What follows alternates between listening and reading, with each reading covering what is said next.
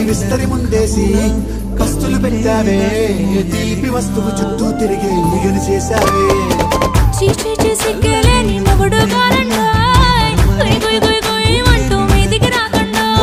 కంపెడి పిల్లలతో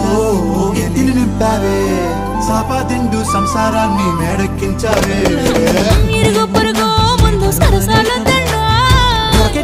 పడుకోరే కుక్కలాగా మీ వాళ్ళు ఏం చేస్తాం ఎక్కేస్తాం ఇట్టాగే